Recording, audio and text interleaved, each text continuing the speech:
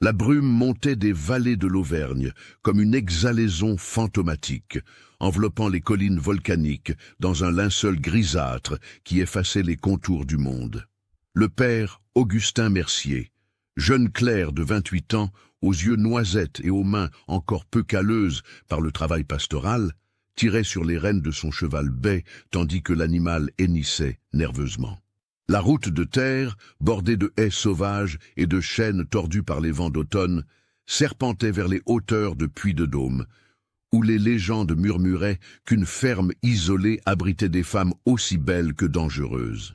Octobre 1885 touchait à sa fin, et les feuilles mortes craquaient sous les sabots du cheval avec un son qui évoquait des os brisés. Augustin resserra son manteau noir autour de ses épaules, sentant le froid humide s'infiltrer jusqu'à ses os. Il avait quitté la paroisse de Clermont-Ferrand 3 jours auparavant, muni d'une lettre du diocèse et d'une mission que son supérieur, le vieux père Grégoire, lui avait confiée avec une expression troublée. « Mon fils », avait dit le vieillard en posant une main tremblante sur son épaule, « il y a des rumeurs qui parviennent jusqu'à nos oreilles, des histoires que nous ne pouvons ignorer plus longtemps. Des voyageurs disparaissent dans cette région. Des familles entières de colporteurs, des pèlerins en route vers Notre-Dame-du-Port, des marchands qui empruntent la route des volcans. Ils s'évanouissent comme fumée dans le vent. Et toujours, les dernières traces mènent vers la ferme Whitlow. » Le nom seul avait fait frissonner Augustin. Whitlow. Un nom étranger dans ces terres françaises, porté par 2 sœurs dont personne ne connaissait vraiment l'origine. Certains disaient qu'elles étaient venues d'Angleterre après un scandale familial. D'autres prétendaient qu'elles descendaient d'une lignée de nobles déchus. Ce qui était certain, c'est qu'elles vivaient seules dans cette ferme perchée sur les hauteurs, loin des villages de basalte qui ponctuaient la région comme des sentinelles sombres. Le cheval s'arrêta brusquement, les oreilles couchées en arrière. Augustin plissa les yeux dans la brume et aperçut enfin la silhouette de la ferme qui se découpait contre le ciel plombé. Le bâtiment principal était une construction massive en pierre volcanique noire. Ses murs épais couverts de lierre qui semblaient vouloir dévorer la structure entière. 2 ailes délabrées s'étendaient de part et d'autre, leur toit d'ardoise affaissé par endroits. Un seul héros aux portes béantes se dressait à gauche, et plus loin, à travers la brume, Augustin distinguait les contours fantomatiques de ce qui devait être une grange ou un hangar. Ce qui frappa immédiatement le jeune prêtre, ce fut le silence. Pas de chant d'oiseaux, pas de bêlement de moutons, pas même le bruissement normal de la vie rurale. Seul le sifflement du vent à travers les fissures des bâtiments et le grincement occasionnel de métal rouillé, quelque part dans les profondeurs de la propriété, troublaient ce calme oppressant. Augustin descendit de cheval, ses bottes s'enfonçant dans la boue épaisse de la cour.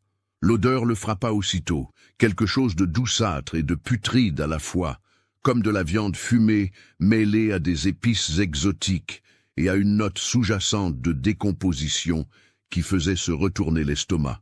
Il porta instinctivement son mouchoir à son nez, réprimant un haut-le-cœur. Les fenêtres du manoir étaient toutes fermées par des volets de bois sombre, sauf une au premier étage, où un rideau de dentelle jaunâtre frémissait légèrement. Augustin eut la sensation distincte d'être observé, bien qu'il ne pût voir personne derrière la vitre crasseuse. Il attacha son cheval à un poteau près d'un abreuvoir vide et s'avança vers la porte principale, une lourde structure de chêne bardée de ferronnerie noire. Avant même qu'il ne lève le heurtoir en forme de tête de lion, la porte s'ouvrit dans un grincement sinistre. Une femme se tenait dans l'embrasure, et Augustin dut faire un effort conscient pour ne pas reculer.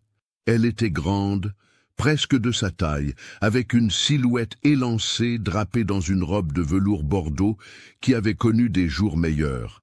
Ses cheveux noirs comme l'aile d'un corbeau étaient tirés en arrière, en un chignon strict qui accentuait les angles aigus de son visage. Mais c'étaient ses yeux qui captèrent l'attention, d'un bleu si pâle qu'il paraissait presque translucide, froid comme les eaux glacées d'un lac de montagne, et pourtant d'une intensité qui semblait pouvoir percer jusqu'à l'âme. « Bonsoir, mon père », dit-elle d'une voix mélodieuse mais étrangement dépourvue de chaleur. Nous ne recevons pas souvent de visiteurs ecclésiastiques dans ces terres oubliées. Je suis Vivienne Whitlow. Ma sœur et moi habitions cette modeste demeure. Vous devez être épuisé par votre voyage. Augustin s'inclina légèrement, essayant de masquer son malaise. Père Augustin Mercier, de la paroisse de Clermont-Ferrand. Je vous remercie pour votre accueil, mademoiselle Whitlow. En effet, le voyage a été long, et la nuit tombe. Si vous pouviez me permettre de m'abriter pour quelques heures, je vous en serais reconnaissant. Un sourire étira les lèvres fines de Vivienne, un sourire qui ne montait pas jusqu'à ses yeux glacés. Mais certainement, mon père, nous serions honorés de recevoir un homme de Dieu sous notre toit. Entrez, je vous en prie. Ma sœur sera ravie de faire votre connaissance.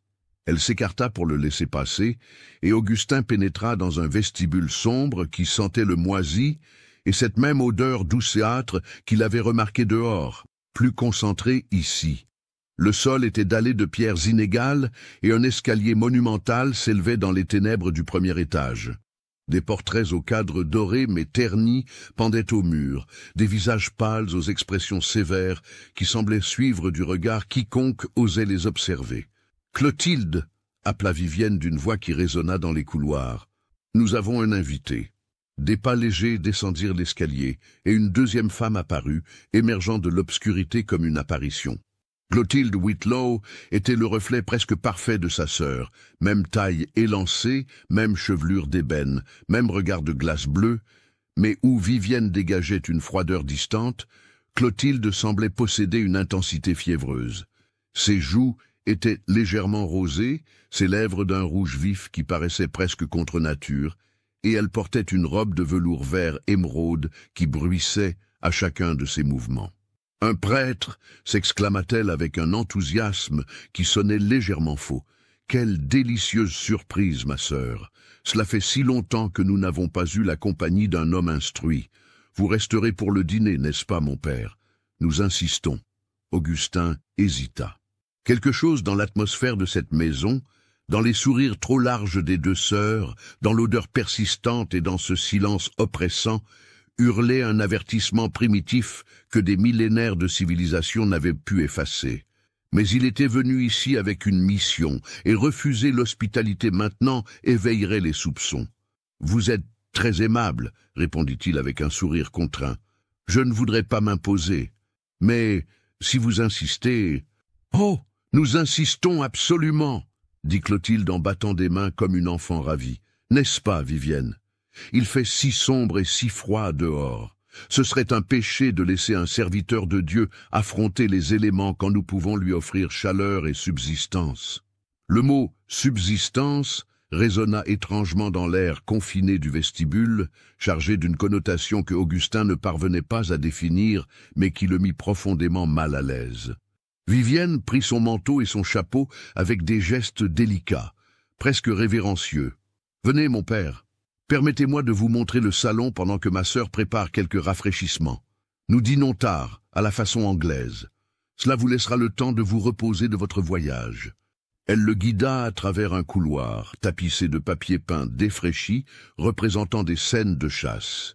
Des cerfs poursuivis par des chiens, des sangliers acculés, du sang éclaboussant les feuillages, jusqu'à un salon spacieux, dominé par une immense cheminée de pierre où brûlait un feu vigoureux. La chaleur était bienvenue après le froid humide de l'extérieur, mais l'atmosphère de la pièce restait oppressante. Les meubles étaient anciens et élégants, des fauteuils recouverts de velours élimé, une méridienne aux pieds sculptés en forme de griffes, une table basse encombrée de livres aux reliures de cuir craquelé. Mais ce qui attirait immédiatement l'attention, c'étaient les objets étranges disposés sur les étagères et les manteaux. Des bocaux contenant des liquides ambrés dans lesquels flottaient des formes indistinctes, des instruments chirurgicaux anciens disposés avec soin, des crânes d'animaux, ou du moins, Augustin espérait que c'étaient des animaux, alignés comme des trophées. « Vous collectionnez les curiosités médicales ?» demanda-t-il, en s'asseyant avec précaution dans un fauteuil qui exhala un nuage de poussière.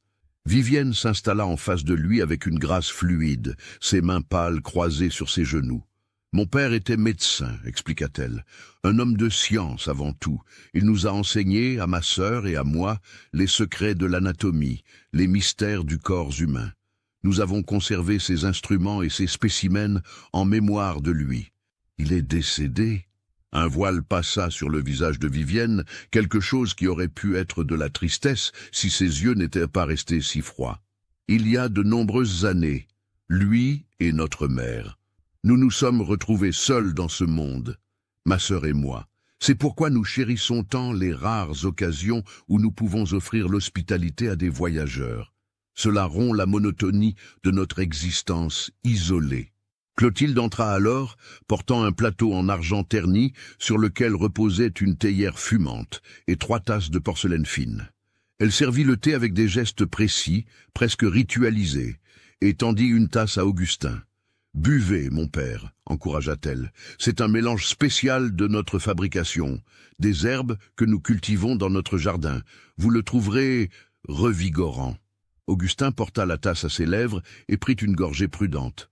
Le liquide était brûlant et avait un goût amer, presque métallique, avec des notes de menthe et quelque chose d'autre qu'il ne parvenait pas à identifier.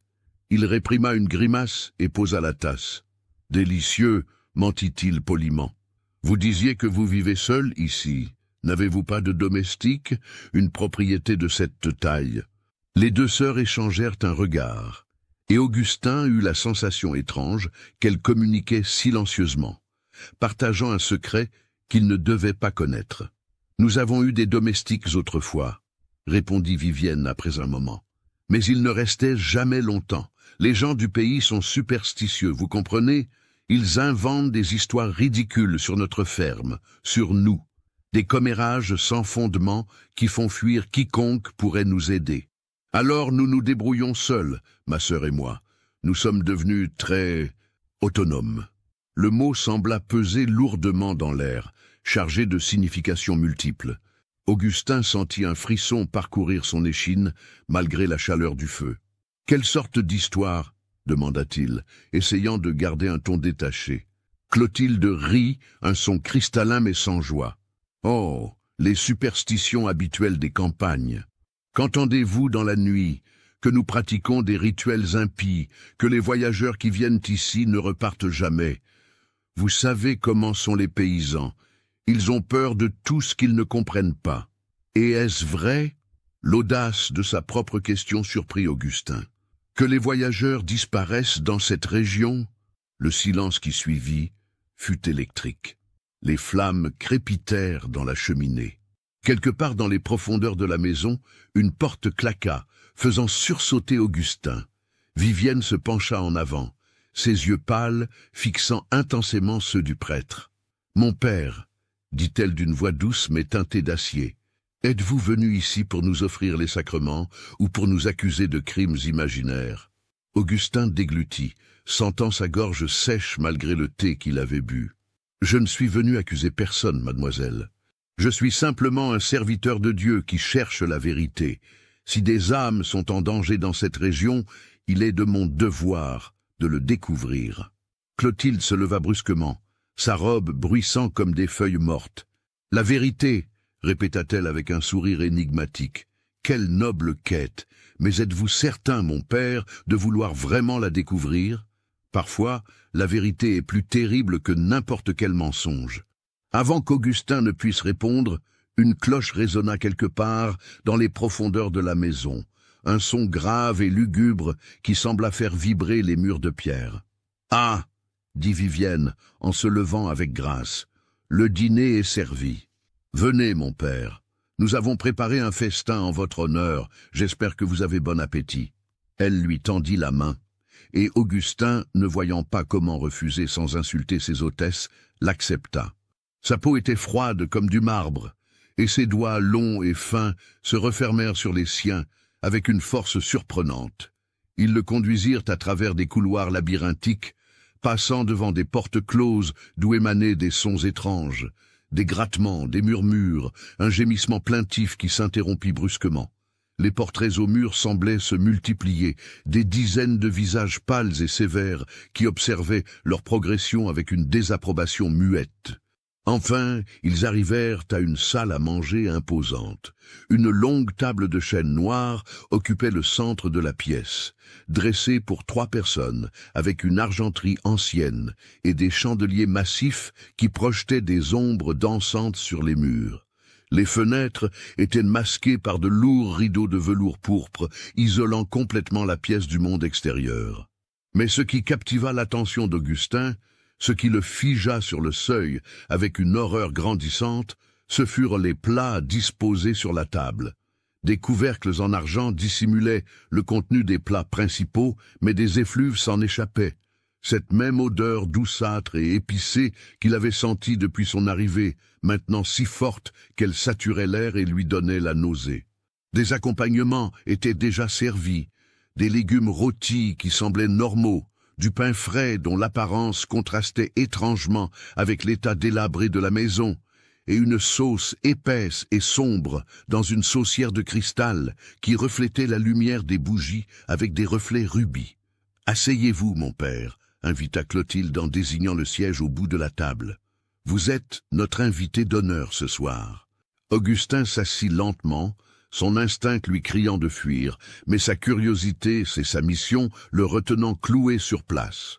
Les 2 sœurs prirent place de chaque côté de lui, Vivienne à sa droite, Clotilde à sa gauche, l'encadrant comme 2 gardiennes. Vivienne souleva délicatement le couvercle du plat principal, révélant son contenu. Augustin sentit son estomac se contracter. C'était de la viande, assurément, magnifiquement rôtie à un brun doré parfait, dégageant une vapeur aromatique. Mais quelque chose dans sa texture, dans la façon dont elle était découpée, dans les os qui dépassaient, du gibier local, annonça Vivienne d'une voix neutre, fraîchement chassé. Nous espérons qu'il sera à votre goût. Elle servit une portion généreuse dans l'assiette d'Augustin, ajoutant des légumes et nappant le tout de cette sauce sombre et épaisse. Puis elle et sa sœur se servirent à leur tour, avec des gestes mesurés et presque cérémoniaux. « Ne devrions-nous pas dire une prière d'abord ?» suggéra Augustin, cherchant désespérément à retarder le moment où ils devraient goûter à ce repas. Les 2 sœurs se figèrent, leurs fourchettes suspendues en l'air. Puis elles échangèrent un regard et hochèrent la tête de concert. « Bien sûr, » dit Clotilde, « comme c'est prévenant de votre part, mon père. S'il vous plaît, dirigez-nous. » Augustin joignit les mains et inclina la tête, fermant les yeux. « Bénissez, Seigneur, ce repas que nous allons prendre et accordez le pain quotidien à ceux qui n'en ont pas. Par Jésus, le Christ, notre Seigneur. Amen. »« Amen » répétèrent les sœurs à l'unisson, leur voix créant une harmonie étrange et dissonante. Le silence retomba, troublé seulement par le tintement de l'argenterie contre la porcelaine. Augustin regarda la viande dans son assiette, son cœur battant si fort qu'il était certain que les sœurs pouvaient l'entendre. Il découpa un petit morceau, le porta à ses lèvres. « D'où me suivez-vous? Laissez un commentaire !» La voix de Clotilde le fit sursauter, et il faillit laisser tomber sa fourchette. Elle le fixait avec une intensité dérangeante, un sourire jouant sur ses lèvres rouges. « Pardon » demanda-t-il, désorienté. « Je demandais d'où vous venez exactement, mon père, » répéta-t-elle, bien que ce ne fût clairement pas ce qu'elle avait dit. « Quelle paroisse vous a envoyé dans notre humble demeure ?» Augustin reposa sa fourchette, soulagé d'avoir un prétexte pour ne pas manger. « De Clermont-Ferrand, comme je l'ai mentionné, le diocèse a reçu des préoccupations concernant cette région. » « Des préoccupations » Vivienne prononça le mot comme si elle le goûtait. « Concernant nous, je présume. »« Concernant les disparitions » corrigea Augustin, bien que la distinction semblât mince. « Des familles entières qui s'évanouissent sans laisser de traces, des marchands qui ne reviennent jamais de leur tournée, des pèlerins qui n'arrivent jamais à destination. » Clotilde rit de nouveau, ce rire sans joie qui donnait la chair de poule. « Et vous pensez que nous sommes responsables? 2 pauvres femmes seules, dans une ferme isolée? Comment pourrions-nous être une menace pour quiconque? » « Je ne sais pas, » admit Augustin. « C'est ce que je suis venu découvrir. » Les 2 sœurs mangèrent en silence pendant un moment, mastiquant leur viande avec une délectation évidente. Augustin les observait, fasciné malgré lui par la synchronisation presque parfaite de leurs mouvements, comme si elles étaient deux parties d'un même être. « Vous ne mangez pas, mon père », remarqua Vivienne avec une pointe de reproche dans la voix. « Notre cuisine ne vous plaît pas ?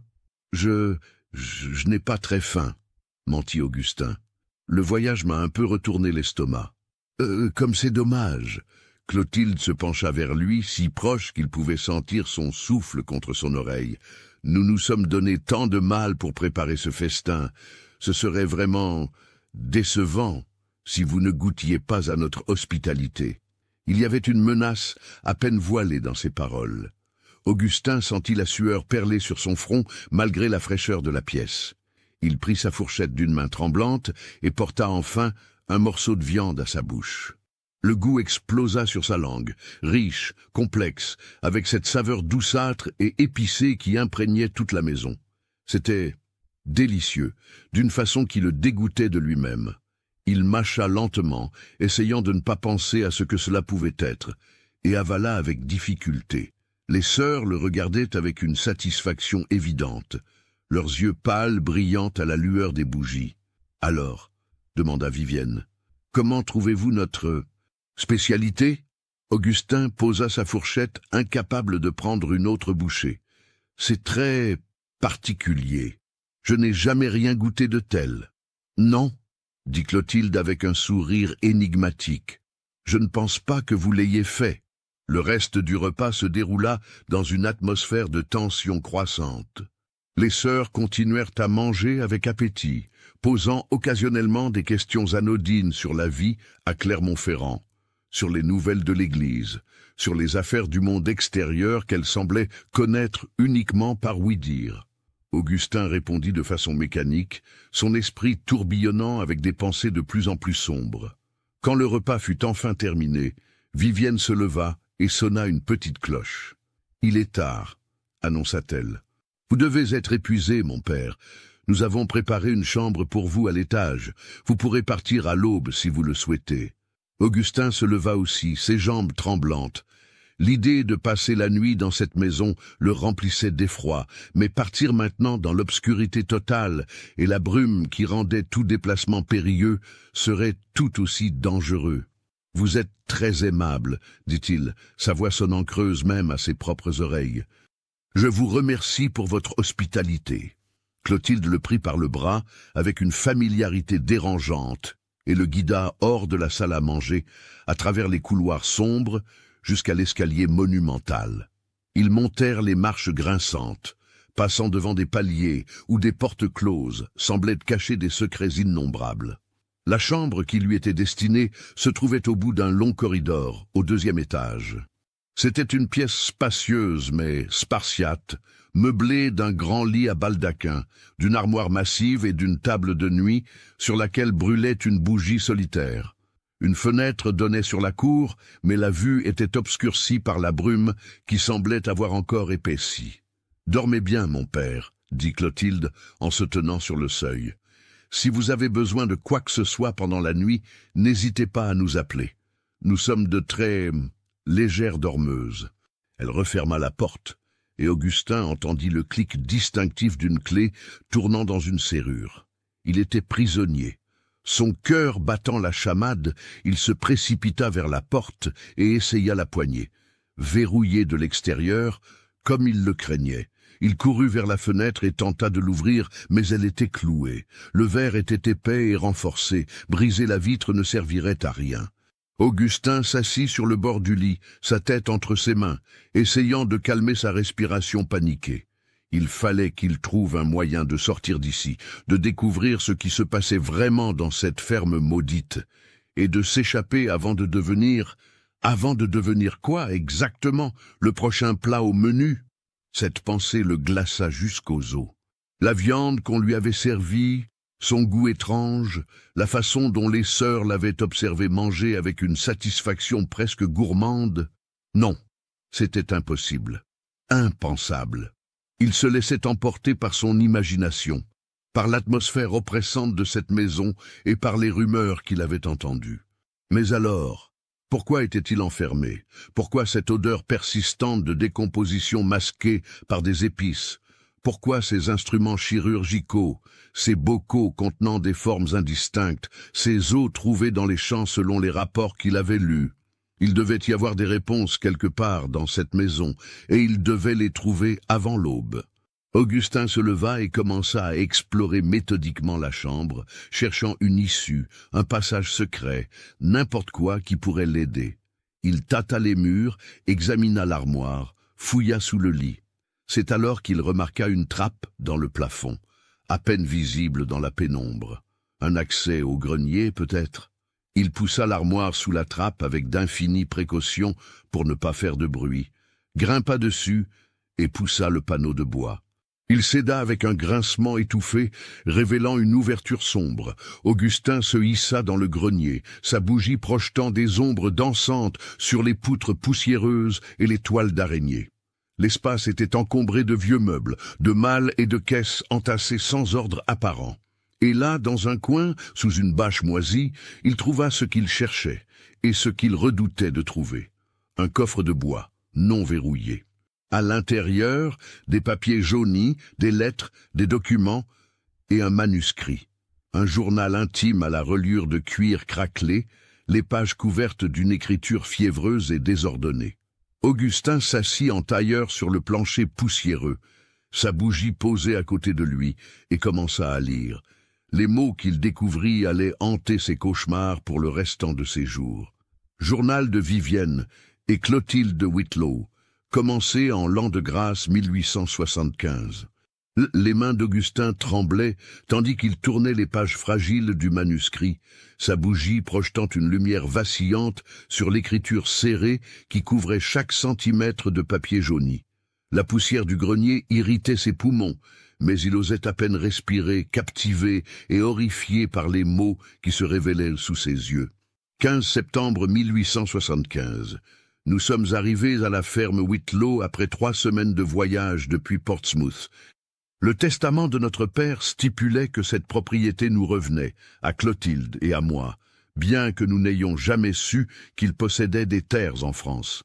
La maison est en piteux état, mais isolée, exactement ce dont nous avons besoin après le scandale qui nous a chassés d'Angleterre. Personne ne nous connaît ici. Nous pouvons recommencer. Augustin sentit un frisson glacé parcourir son échine. Il tourna plusieurs pages, cherchant des détails sur ce scandale, mais les sœurs n'y faisaient plus référence. L'écriture sautait d'une année à l'autre, chaque entrée marquant un événement significatif.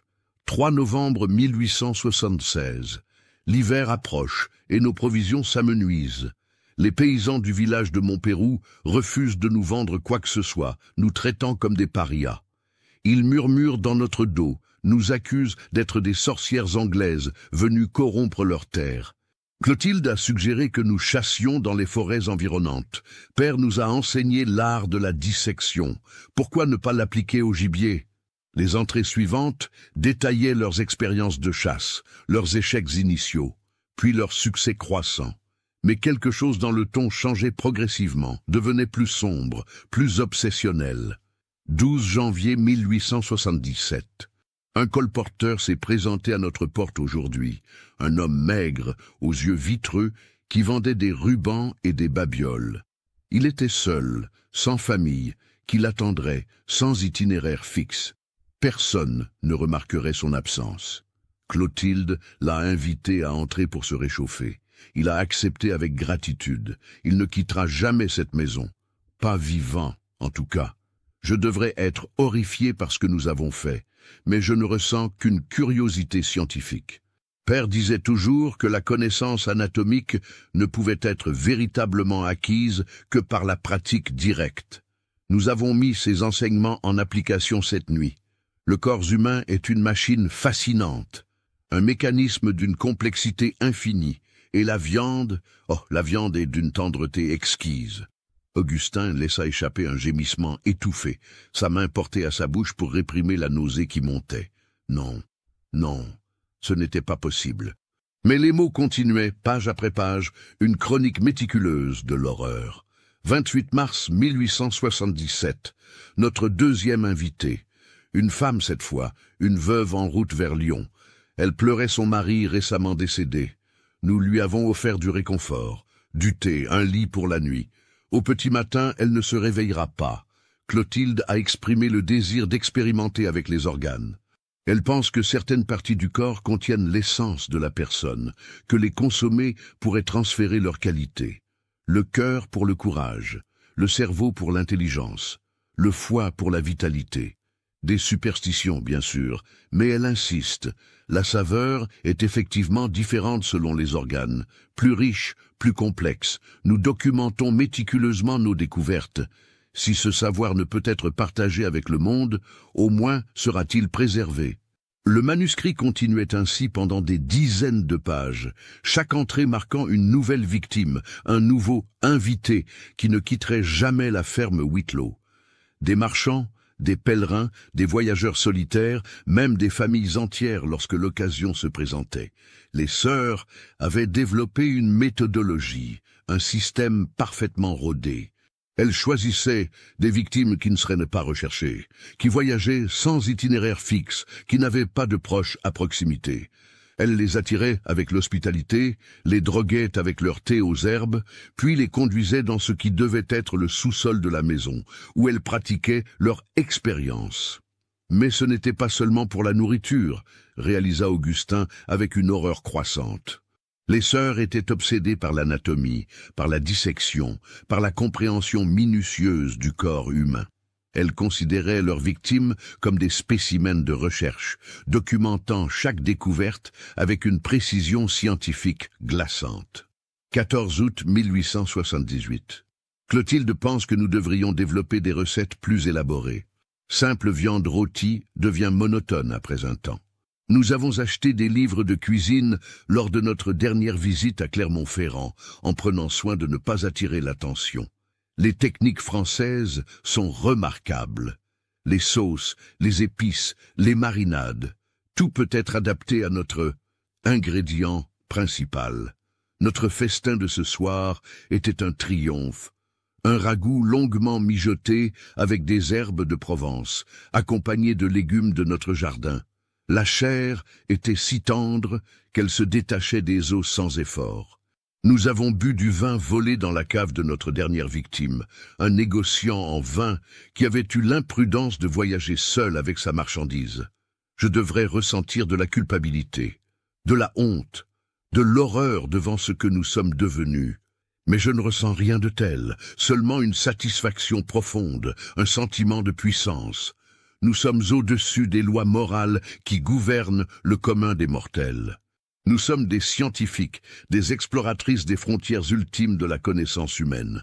Augustin dut s'arrêter de lire, submergé par une vague de dégoût et de terreur.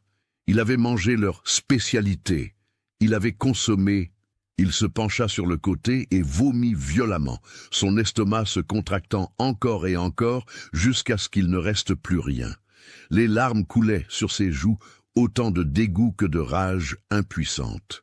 Combien de personnes avaient disparu dans cette maison? Combien d'âmes innocentes avaient été transformées en spécimens par ces monstres déguisés en femmes? Il s'essuya la bouche d'une main tremblante et continua à lire, sachant qu'il devait comprendre l'étendue de leur folie pour avoir une chance de s'échapper et de rapporter leurs crimes au monde. Les années suivantes révélaient une escalade de leur dépravation. Les sœurs ne se contentaient de plus de tuer par nécessité ou opportunité. Elles chassaient activement, planifiaient leurs meurtres, développaient des stratégies pour attirer des victimes spécifiques. 2 juin 1880. Nous avons perfectionné notre technique de sélection. Les hommes d'âge moyen offrent le meilleur rendement, avec une viande bien marbrée. Les jeunes sont plus tendres mais moins savoureux. Les femmes, particulièrement celles qui ont porté des enfants, ont une texture unique. Nous documenterons tout cela pour la postérité. 19 octobre 1881. Un événement remarquable. Un couple en voyage de noces s'est présenté à notre porte, perdu dans la brume. Ils étaient si jeunes, si innocents, si confiants dans la bonté humaine. Nous les avons accueillis avec nos sourires les plus chaleureux. Clotilde a insisté pour qu'ils soient nos invités d'honneur à un banquet spécial. Nous avons préparé un festin élaboré utilisant des parties de nos invités précédents.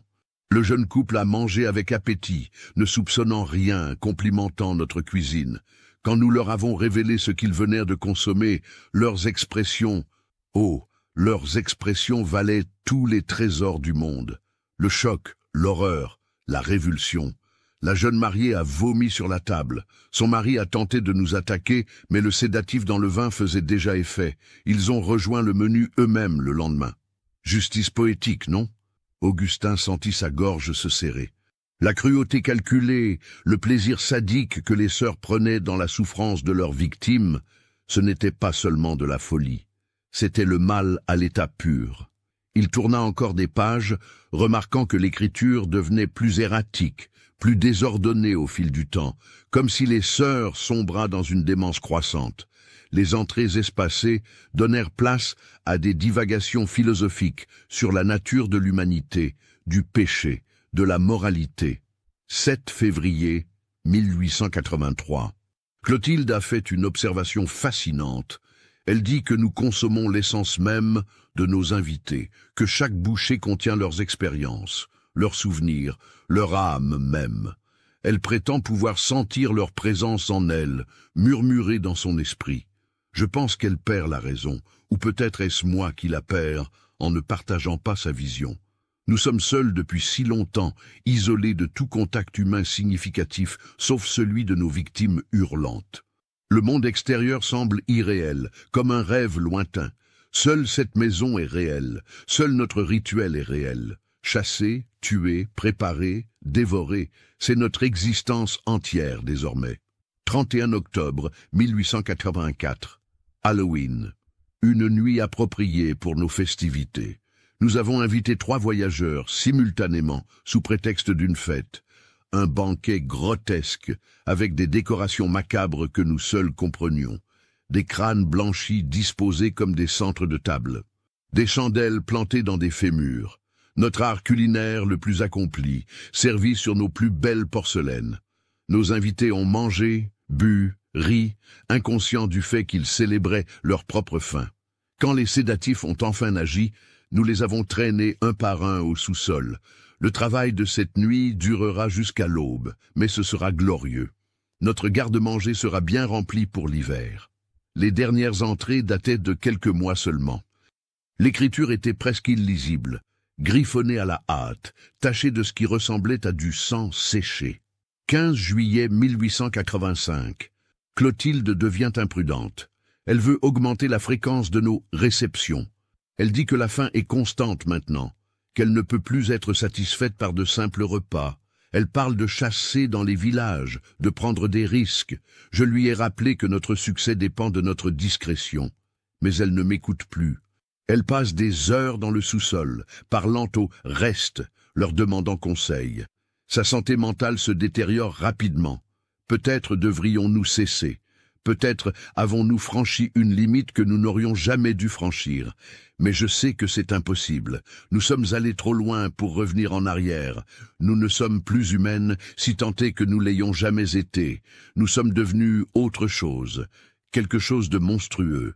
La dernière entrée était datée du 10 octobre 1885, il y a à peine 2 semaines. Un prêtre viendra, je l'ai vu dans les cartes que Clotilde lit obsessivement maintenant. Un homme de foi, venu chercher la vérité. Il sera notre plus grand défi et notre plus délectable festin. Un homme de Dieu. Quelle ironie exquise. Peut-être que consommer un serviteur du ciel nous accordera la rédemption. Ou peut-être que cela scellera définitivement notre damnation. Je m'en moque. La faim est tout ce qui reste. La faim éternelle, insatiable. Nous attendrons qu'il vienne à nous, cet agneau sacrificiel, et nous le dévorerons. Corps et âme. Augustin referma le manuscrit d'un coup sec, son cœur battant si fort qu'il résonnait dans ses oreilles comme un tambour. Elle savait, elle l'attendait. Tout ceci était une mise en scène, un piège dans lequel il était tombé tête baissée. Il devait sortir d'ici, immédiatement. Il se leva précipitamment, trop précipitamment. Son pied heurta une vieille caisse qui bascula avec un bruit sourd qui résonna dans le grenier comme un coup de tonnerre. Augustin se figea, retenant son souffle. Le silence qui suivit fut plus terrifiant que n'importe quel bruit. Puis, dans la distance, il entendit des pas qui montèrent l'escalier, des pas qui approchaient. « Mon père !» chanta une voix. « Clotilde !» reconnut-il. « Où êtes-vous? Vous n'arrivez pas à dormir? Nous pouvons vous préparer un autre thé, un thé spécial pour vous aider à vous reposer, pour toujours. » Le rire qui suivit glaça Augustin jusqu'à la moelle. Ce n'était pas le rire d'une femme, c'était quelque chose de guttural, de bestial, un son qui n'aurait jamais dû sortir d'une gorge humaine. Il regarda frénétiquement autour de lui, cherchant une autre issue. Le grenier s'étendait sur toute la longueur de la maison. Il devait y avoir d'autres trappes, d'autres accès. Il rampa silencieusement entre les caisses et les meubles abandonnés, sa bougie éteinte pour ne pas trahir sa position. Derrière lui, il entendait maintenant les deux sœurs qui fouillaient méthodiquement les chambres, ouvrant les portes les unes après les autres. Il n'est pas dans sa chambre, Vivienne. Alors il se cache, comme c'est amusant. Nous adorons jouer à cache-cache, n'est-ce pas, ma sœur? Oh, oui, et nous gagnons toujours, toujours. Leurs voix résonnaient maintenant à l'unisson, créant cette harmonie dissonante qu'Augustin avait remarquée plus tôt. Mais maintenant, il comprenait ce que c'était, une démence partagée, deux esprits brisés fusionnés en une seule conscience malade. Il atteignit enfin l'autre extrémité du grenier et trouva ce qu'il cherchait, une trappe similaire à celle par laquelle il était monté. Il la souleva précautionneusement et jeta un coup d'œil en bas. La pièce en dessous était plongée dans l'obscurité. Il ne pouvait pas distinguer ce que c'était, mais cela n'avait plus d'importance. Il devait descendre, trouver un moyen de sortir de cette maison maudite et s'enfuir avant que les sœurs ne le trouvent, avant qu'elles ne le transforment en leur prochain festin. Il se laissa glisser par l'ouverture, s'accrochant au rebord, avant de se laisser tomber. La chute fut plus longue que prévu et il atterrit lourdement, son genou heurtant le sol de pierre. La douleur fulgurante faillit lui arracher un cri, mais il se mordit la lèvre jusqu'au sang pour rester silencieux. Il resta immobile, haletant dans l'obscurité, attendant que ses yeux s'adaptent. Progressivement, des formes se précisèrent. Il était dans une sorte de débarras ou de cellier, encombré d'étagères et de tonneaux. Une faible lueur filtrait sous une porte à l'autre bout de la pièce. Augustin boitilla vers la porte et l'entr'ouvrit prudemment. Un couloir s'étendait devant lui, éclairé par des lampes à huile espacées qui projetaient des ombres dansantes. Il reconnut l'endroit. Il était au rez-de-chaussée, pas loin de l'entrée principale. L'espoir renaquit dans sa poitrine. Il pouvait y arriver, il pouvait s'échapper. Il s'engagea dans le couloir, collé au mur, ses pas aussi silencieux que possible sur les dalles de pierre. Au-dessus de sa tête, il entendait les sœurs qui continuaient leurs recherches, déplaçant des meubles, ouvrant des portes. Il était presque arrivé au vestibule quand une voix le figea sur place. « Vous allez où comme ça, mon père ?» Vivienne se tenait dans l'embrasure d'une porte qu'il n'avait pas remarquée, sa silhouette se découpant contre une lumière rouge et vacillante qui provenait de derrière elle. Son visage était un masque de calme apparent, mais ses yeux pâles brillaient d'une lueur démente. Si cette histoire macabre vous a donné des frissons, partagez-la avec un ami qui aime les contes d'horreur. Les mots sortirent de sa bouche comme une incantation étrange, complètement déplacée dans le contexte. Augustin la fixa, paralysé par la peur et la confusion. Puis Clotilde apparut derrière lui, surgissant d'une autre porte, l'encerclant. Elle tenait quelque chose dans sa main, un long couteau de cuisine dont la lame luisait à la lumière des lampes. « Vous avez trouvé notre journal, n'est-ce pas ?» dit-elle doucement. « Vous savez maintenant. Vous savez ce que nous sommes, ce que nous faisons, ce que nous devons faire, » corrigea Vivienne. « Vous ne comprenez pas, mon père. Nous n'avons pas choisi cette voie. Elle nous a choisis. La faim nous a transformés. Elle a réveillé quelque chose en nous, quelque chose d'ancien et de primordial. » Augustin trouva enfin sa voix, bien qu'elle tremblât. « Vous êtes des meurtrières, des cannibales, des monstres. Au nom de Dieu, combien de personnes avez-vous tué ?» Les deux sœurs échangèrent un regard, et quelque chose qui ressemblait à de la tristesse passa brièvement sur leur visage. « Nous avons cessé de compter après la 30e, admit Vivienne. Ou peut-être était-ce la 40e. Les années se confondent, les visages se fondent les uns dans les autres. Ils ne sont plus des personnes pour nous, vous comprenez? Seulement de la subsistance, de la matière première. Vous êtes folle, souffla Augustin. Sans doute, acquiesça Clotilde avec un sourire triste. Mais une fois que vous avez franchi certaines limites, mon père, il n'y a pas de retour possible. On s'y habitue, puis on en a besoin. Puis on ne peut plus imaginer vivre autrement. Elle avança d'un pas, le couteau levé. Nous sommes désolés, sincèrement. Vous semblez être un homme bon. Mais la faim ne peut être niée. Augustin recula, son dos heurtant le mur. Il était pris au piège, sans armes, sans issue. Il allait mourir dans cette maison maudite, et personne ne saurait jamais ce qui lui était arrivé. Mais il ne mourrait pas sans se battre. Alors que Clotilde bondissait en avant, Augustin se jeta sur le côté, saisissant une des lampes à huile accrochées au mur. Il la lança de toutes ses forces contre la sœur. Le verre se brisa. L'huile enflammée éclaboussa la robe de velours vert de Clotilde, qui s'embrasa instantanément. Ses hurlements déchirèrent la nuit. Elle tourbillonna sur elle-même, battant des bras frénétiquement pour éteindre les flammes qui dévoraient ses vêtements et ses cheveux. « Clotilde !» hurla Vivienne, se précipitant vers sa sœur, essayant d'étouffer les flammes avec ses propres mains. Augustin ne perdit pas un instant. Il courut vers le vestibule, vers la liberté.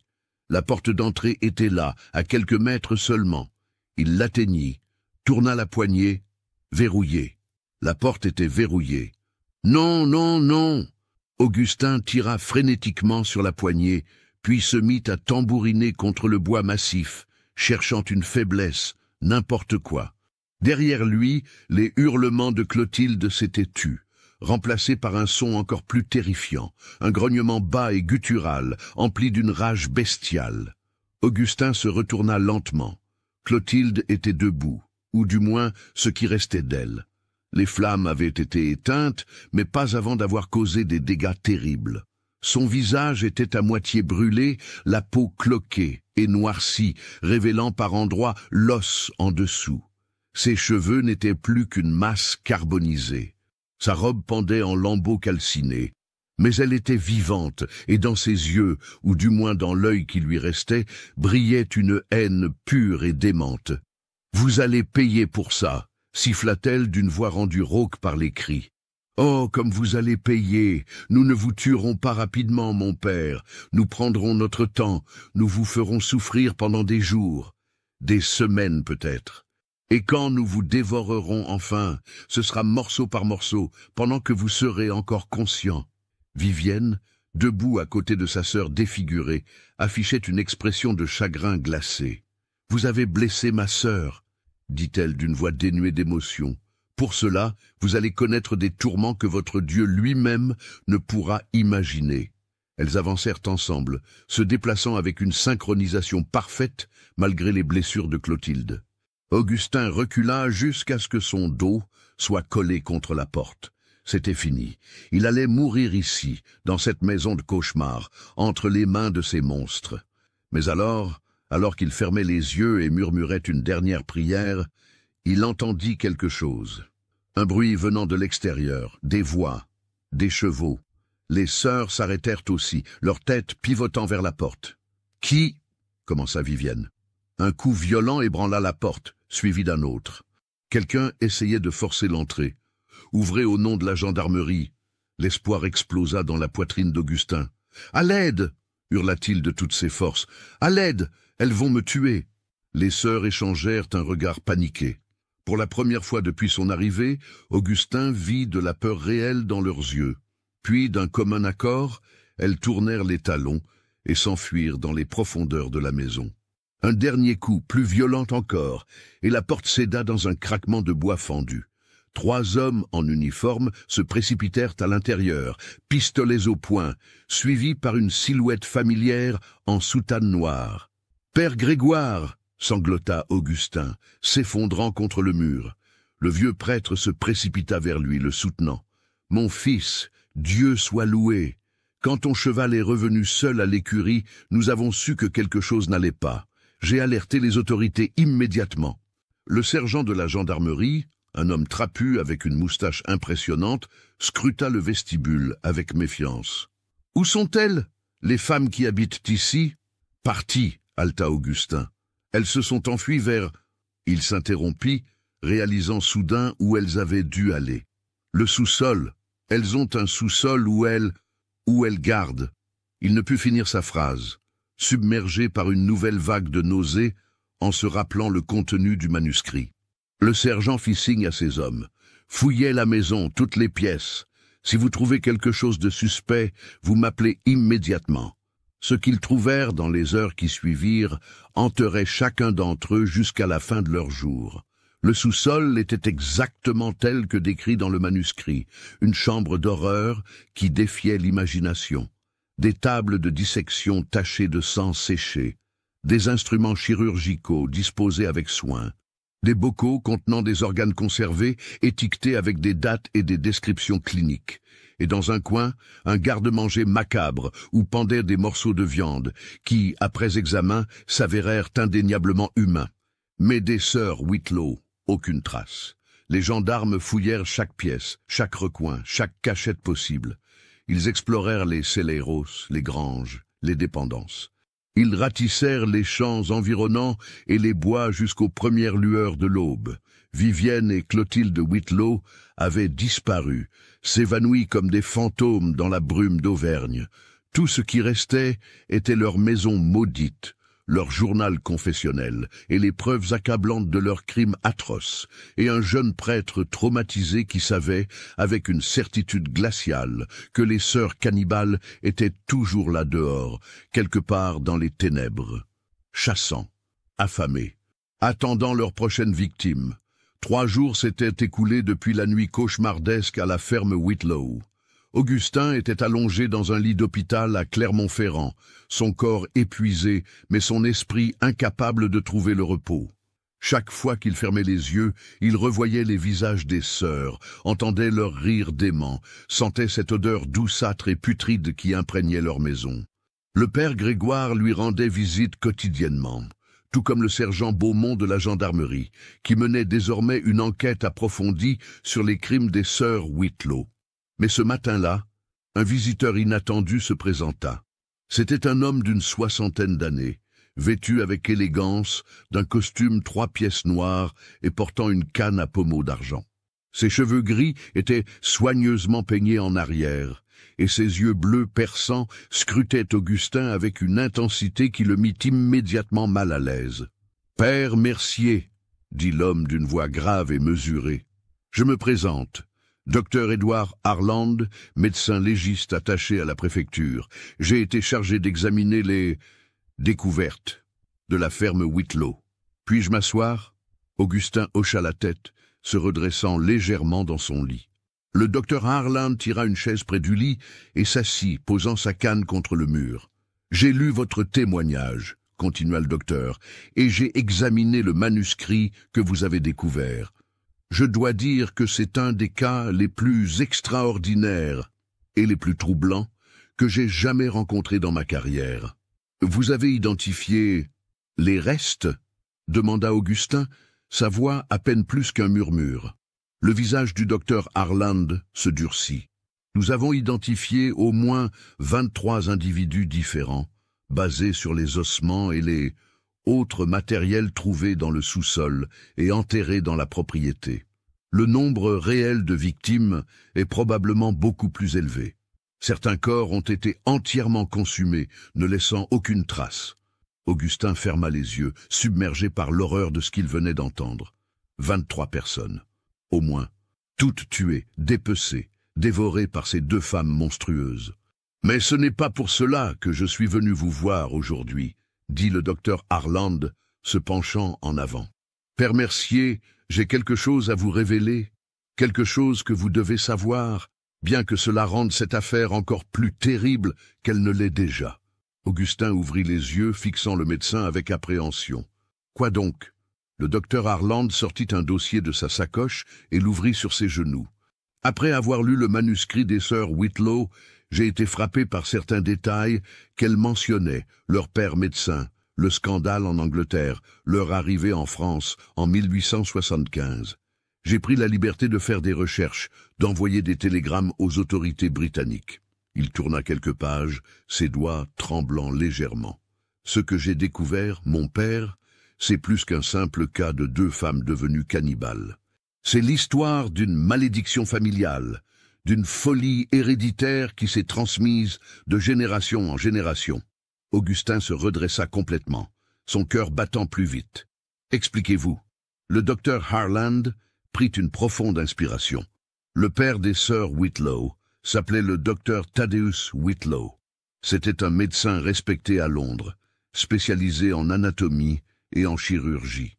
Mais en 1872, il fut accusé de crimes horrifiques, le meurtre de plusieurs de ses patients, dont les corps furent retrouvés partiellement consommés. « Mon Dieu !» murmura Augustin. L'affaire fit scandale à l'époque, mais elle fut rapidement étouffée pour protéger le prestige de la profession médicale.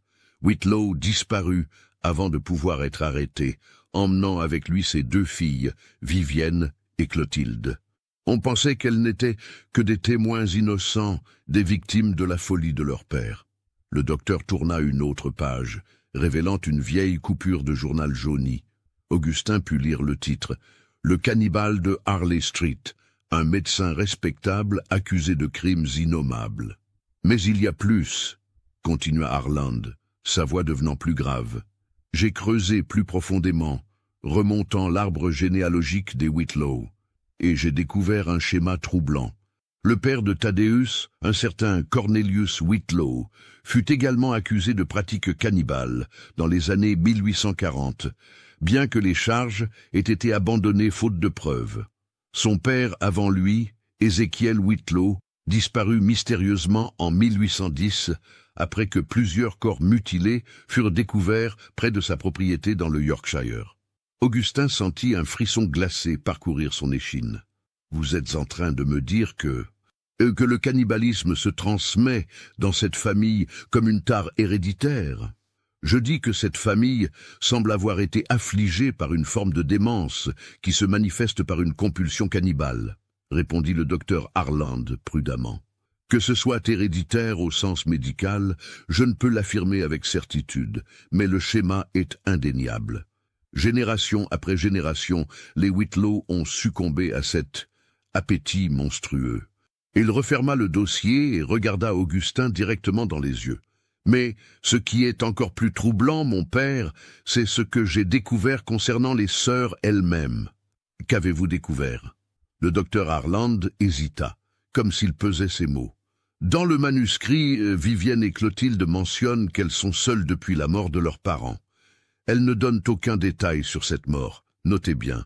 Mais mes recherches ont révélé quelque chose d'extraordinaire. » Il sortit un autre document de sa sacoche, un acte de décès officiel en provenance d'Angleterre.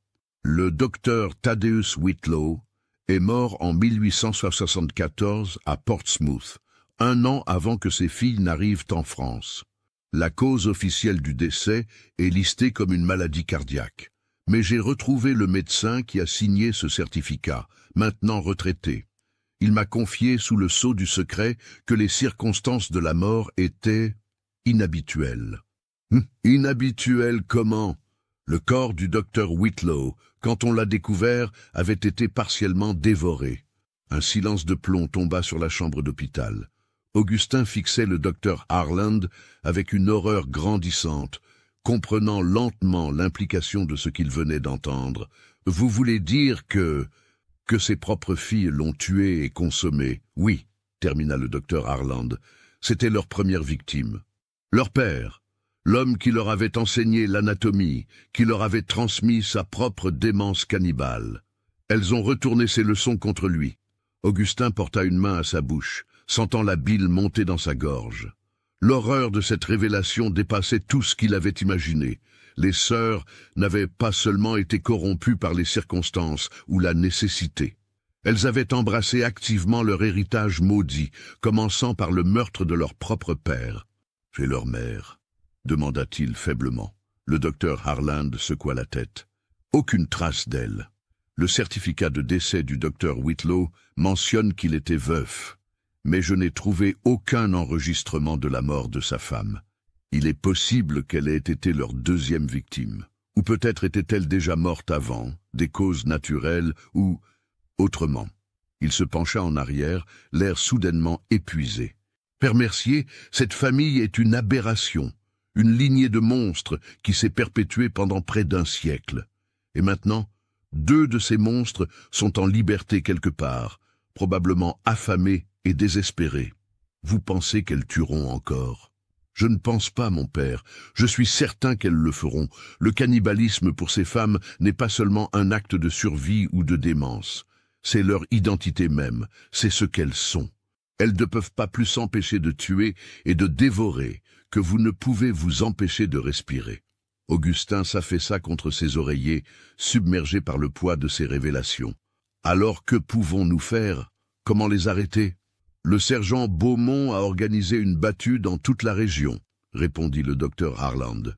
Des avis de recherche ont été envoyés à toutes les gendarmeries de France. Les ports et les frontières sont surveillés. Mais il n'acheva pas sa phrase, mais Augustin comprit. Les sœurs Whitlow avaient survécu pendant 10 ans en attirant des victimes isolées, en opérant avec une discrétion méticuleuse.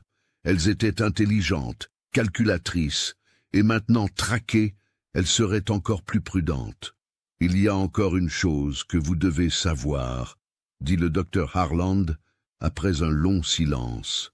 Quelque chose que j'ai découvert en examinant les restes dans le sous-sol. De quoi donc? Augustin n'était pas sûr de vouloir entendre davantage, mais il savait qu'il le devait. Le docteur sortit un dernier document, ce qui ressemblait à un rapport médical manuscrit. En analysant les ossements, j'ai fait une découverte troublante. Certains des restes présentaient des signes de cannibalisme ancien. Vous voulez dire que certaines des victimes des sœurs Whitlow avaient déjà consommé de la chair humaine avant de devenir elles-mêmes des victimes, confirma le docteur.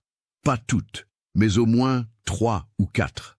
Les marques sur leurs propres os, les traces de découpe, la façon dont certains de leurs propres restes avaient été préparés avant leur mort, tout indique qu'elles avaient été des cannibales elles-mêmes. Augustin sentit sa tête tourner. Mais comment est-ce possible? Je ne sais pas, admit le docteur Harland. Peut-être que les sœurs Whitlow cherchaient activement d'autres cannibales, qu'elles essayaient de trouver des gens comme elles, ou peut-être... Il hésita, comme s'il n'osait pas formuler la pensée. Peut-être quoi? Peut-être qu'il y a plus de cannibales actifs en France que nous ne le pensons. Peut-être que les sœurs Whitlow ne sont pas uniques. Peut-être qu'elles font partie d'un réseau plus large, d'une communauté de monstres qui se cachent parmi nous. La suggestion était si terrifiante qu'Augustin ne put même pas la traiter. L'idée qu'il puisse y avoir d'autres comme les sœurs Whitlow, cachées dans l'ombre, chassant et dévorant en secret. Soutenez notre chaîne en cliquant sur le bouton « Merci » en forme de cœur, afin que nous puissions continuer à vous proposer des histoires aussi sombres et captivantes que celle-ci. La phrase sortit des lèvres du docteur Harland comme si elle était parfaitement naturelle, mais elle n'avait aucun sens dans le contexte de leur conversation. Augustin cligna des yeux, désorienté. « Docteur ?» Harland secoua la tête, comme s'il sortait d'une transe. « Pardonnez-moi, j'ai l'esprit ailleurs. Cette affaire me hante, Père Mercier. Je n'ai pas dormi correctement depuis que j'ai commencé à examiner les preuves, les cauchemars. » Il frissonna. « Je comprends, » dit Augustin doucement. « Moi non plus, je ne dors plus. » Le docteur Harland se leva, récupérant sa canne. « Je dois retourner à mon travail. Il reste encore beaucoup de restes à identifier, beaucoup de familles à notifier. Mais je voulais que vous sachiez la vérité sur les sœurs Whitlow. Vous méritez de comprendre la nature de ce à quoi vous avez échappé. Merci, docteur. » Augustin tendit la main, et le docteur la serra brièvement. « Reposez-vous, mon père, et priez. Priez pour que ces démons soient capturés avant qu'elles ne puissent faire plus de mal. » Après le départ du docteur Harland, Augustin resta allongé dans son lit, fixant le plafond, son esprit tourbillonnant avec tout ce qu'il venait d'apprendre. Une lignée maudite, un héritage de cannibalisme transmis de génération en génération. Et maintenant, Deux monstres en liberté, affamés et désespérés. Mais quelque chose dans l'histoire du docteur ne collait pas. Quelque chose que son esprit rationnel refusait d'accepter, même face à toutes les preuves. Le cannibalisme n'était pas héréditaire, ça ne pouvait pas l'être. C'était un comportement, pas une maladie génétique. Alors pourquoi tant de membres de la famille Whitlow avaient-ils succombé à cette même compulsion? À moins que une pensée glaciale traversât l'esprit d'Augustin. Et si ce n'était pas héréditaire au sens biologique? Et si c'était transmis d'une autre façon? Dans le manuscrit, Vivienne avait mentionné que leur père leur avait enseigné l'anatomie, les secrets du corps humain. Et si ce n'était pas tout ce qu'il leur avait enseigné? Et s'il les avait initiés activement à ces pratiques cannibales, les corrompant dès leur plus jeune âge? C'était une possibilité encore plus terrifiante que la folie héréditaire. Cela signifiait que le mal des Whitlow n'était pas une aberration génétique, mais une perversion cultivée, transmise de parents à enfants comme une tradition abominable. Et cela signifiait que les sœurs, si elles avaient eu des enfants. Augustin se redressa brusquement dans son lit, son cœur battant. Il fallait qu'il parle au sergent Beaumont. Il fallait qu'il vérifie quelque chose. Il sortit du lit malgré les protestations de son corps endolori et se précipita dans le couloir, cherchant une infirmière. Il devait savoir. Il devait être sûr. Les sœurs Whitlow. Halta-t-il quand il trouva enfin quelqu'un? Ont-elles eu des enfants? Y a-t-il des descendants? L'infirmière le regarda avec confusion. « Monsieur le père, vous devriez retourner vous coucher. »« Non !» Augustin la saisit par les épaules, son urgence dépassant les conventions sociales. « C'est important. Les sœurs Whitlow, le sergent Beaumont doit vérifier si elles ont eu des enfants. » L'infirmière, effrayée par son intensité, hocha rapidement la tête. « Je vais envoyer chercher le sergent. Mais s'il vous plaît, retournez dans votre chambre. » Augustin la laissa le guider de retour à son lit, mais il ne put se calmer. Son esprit fonctionnait à toute vitesse, assemblant les pièces d'un puzzle horrible. Si les sœurs avaient eu des enfants avant de commencer leur crime, ces enfants seraient adultes maintenant. Et s'ils avaient été élevés dans cette tradition maudite? Le sergent Beaumont arriva 1 heure plus tard, l'air épuisé et irrité d'avoir été dérangé. « Père Mercier, qu'y a-t-il de si urgent ?» Augustin lui expliqua sa théorie, sa crainte que les sœurs aient pu avoir des descendants qui auraient été corrompus de la même manière. Le sergent fronça les sourcils, réfléchissant. « C'est une possibilité troublante. Laissez-moi vérifier. » Il revint 2 heures plus tard, son visage encore plus sombre. « Nous avons trouvé des enregistrements, » dit-il d'une voix tendue. « Vivienne Whitlow a donné naissance à une fille illégitime en 1870, avant leur arrivée en France. L'enfant a été placé dans un orphelinat à Londres. » Le sang d'Augustin se glaça. Et qu'est-il arrivé à cet enfant? Elle a été adoptée par une famille française en 1873. Le nom adoptif était... Il consulta ses notes. Rousseau, Marguerite Rousseau. Elle aurait 15 ans maintenant. Savez-vous où elle se trouve? Le sergent secoua la tête. Les enregistrements s'arrêtent là, mais je vais faire des recherches. Si cette fille existe encore, nous devons la trouver. Elle pourrait être en danger, ou elle pourrait être dangereuse elle-même. Après le départ du sergent, Augustin s'allongea de nouveau, son esprit refusant de se calmer. Quelque part en France, il y avait une jeune fille qui portait le sang des Whitlow. Une jeune fille qui, si elle avait été retrouvée par ses mères biologiques, aurait pu être initiée à leurs pratiques abominables. Ou pire, une jeune fille qui pourrait déjà manifester les mêmes compulsions, la même faim monstrueuse, même sans connaître ses origines. La malédiction des Whitlow était loin d'être terminée. Elle continuait, se propageant comme un cancer à travers les générations. Et les 2 sœurs cannibales étaient toujours là dehors, quelque part dans l'obscurité, chassant leur prochaine victime. La nuit tomba sur Clermont-Ferrand, apportant avec elle une brume épaisse qui rappelait à Augustin celle qui entourait la ferme Whitlow. Il resta éveillé, incapable de dormir, écoutant les sons de l'hôpital, les pas des infirmières, les gémissements lointains d'autres patients, le tic-tac régulier de l'horloge dans le couloir. Et parfois, portés par le vent, ils croyaient entendre un rire cristallin et démoniaque, résonnant quelque part dans la nuit. Les sœurs Whitlow étaient toujours là, affamées, attendant, et maintenant, ils savaient qu'elles n'étaient peut-être pas seules. 2 semaines s'étaient écoulées depuis la découverte des horreurs de la ferme Whitlow. Augustin avait quitté l'hôpital, mais il ne pouvait pas retourner à sa vie normale. Comment le pourrait-il, sachant que 2 monstres cannibales rôdaient quelque part dans les campagnes françaises, probablement en train de préparer leur prochain crime? Il s'était joint à l'enquête de manière officieuse, travaillant avec le sergent Beaumont et le docteur Harland pour essayer de retrouver la trace des sœurs Whitlow. Les 3 hommes formaient une alliance étrange, un prêtre traumatisé, un gendarme stoïque et un médecin légiste hanté par ce qu'il avait vu dans le sous-sol de la ferme.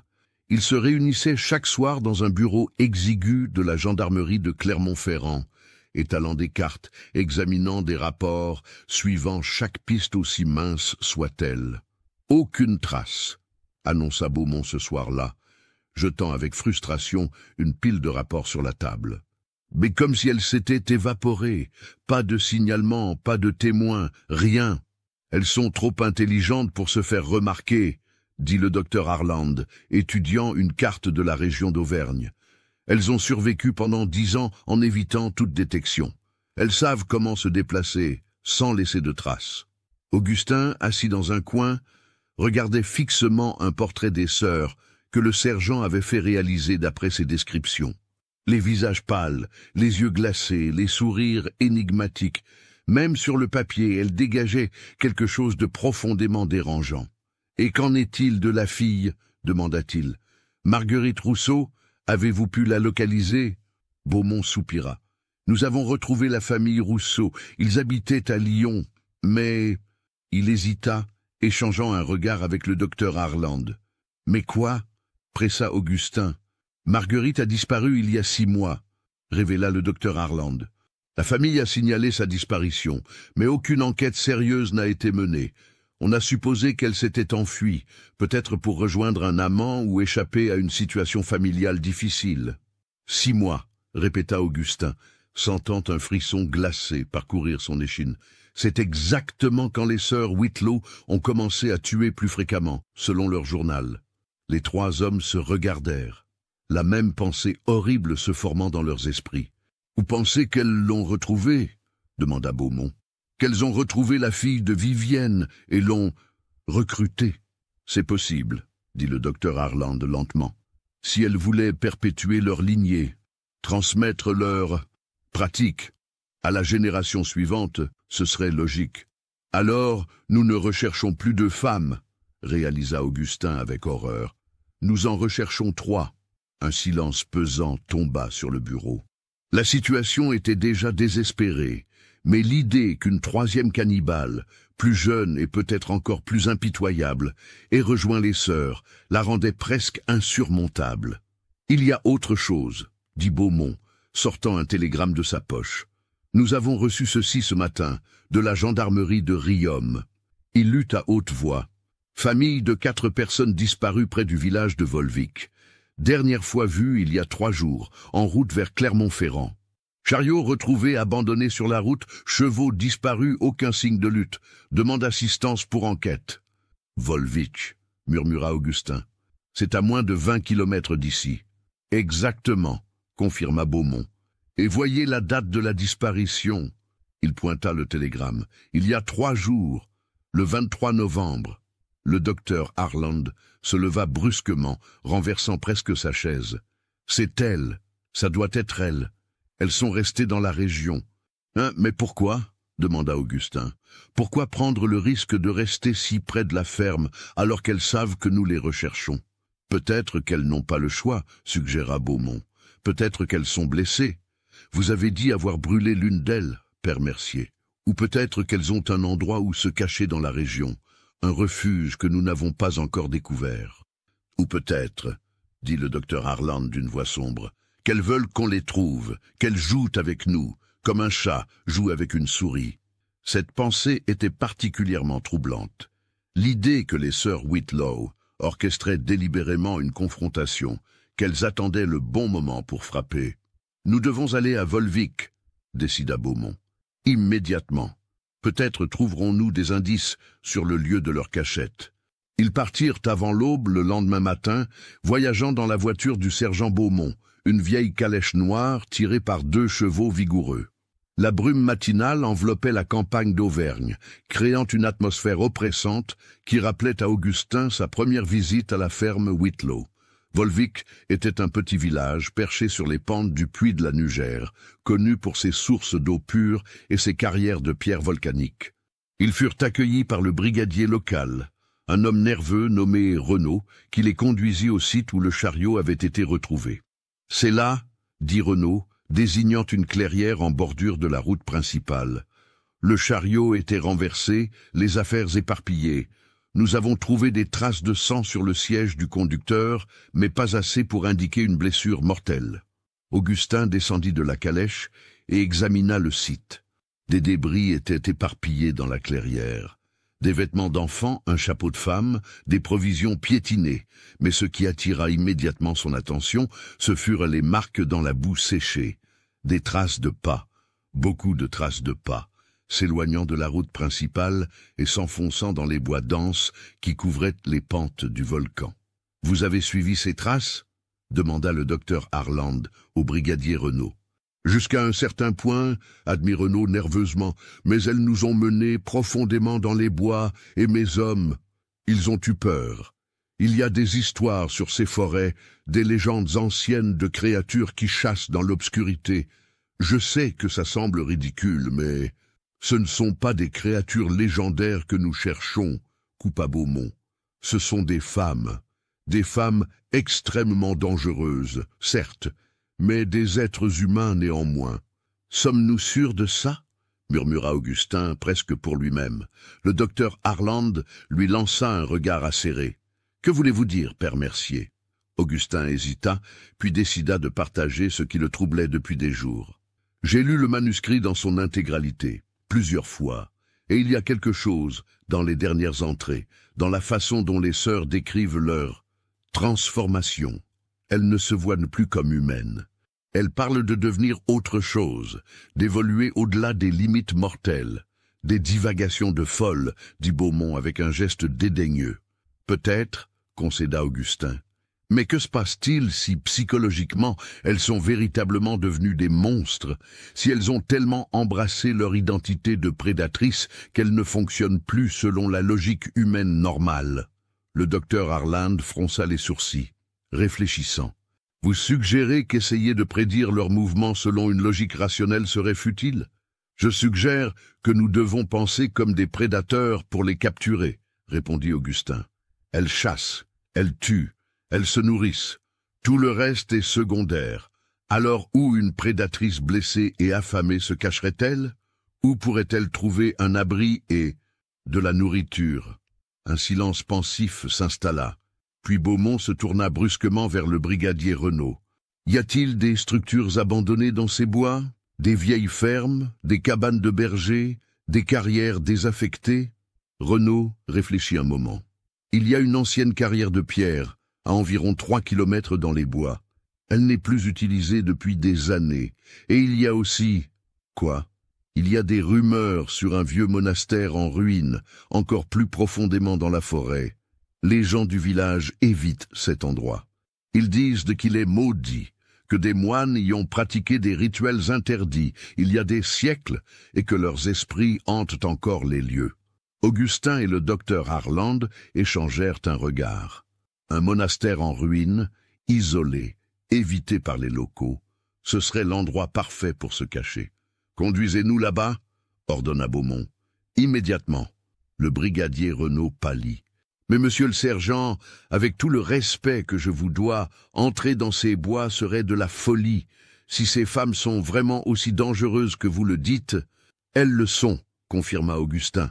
Mais nous n'avons pas le choix. Une famille entière a disparu.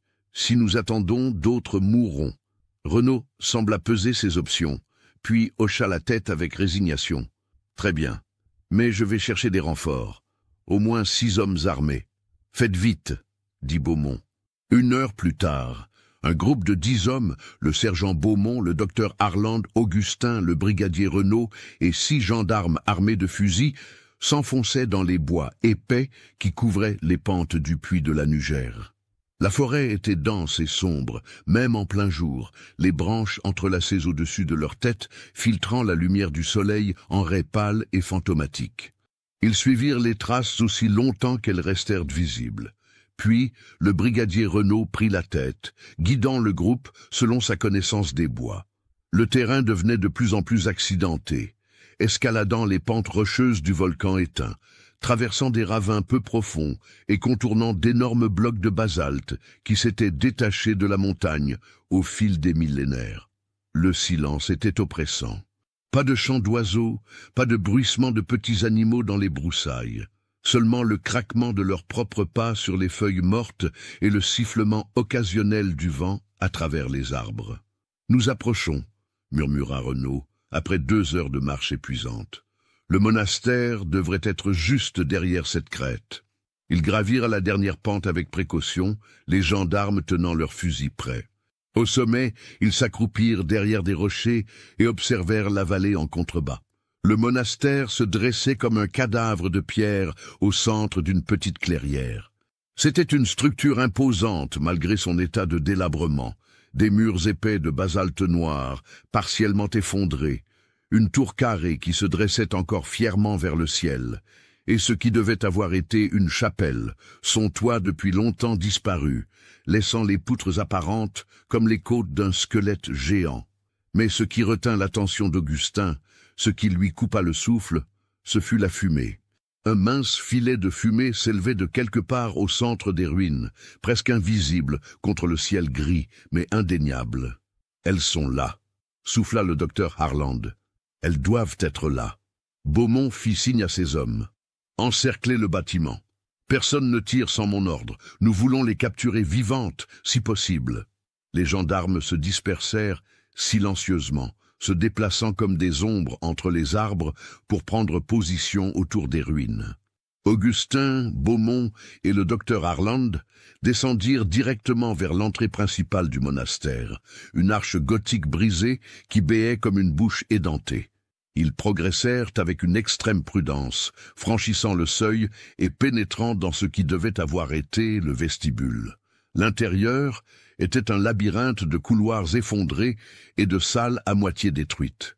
Des racines d'arbres avaient envahi la structure, brisant les dalles de pierre et s'enroulant autour des colonnes comme des serpents géants. La fumée venait de plus profond à l'intérieur.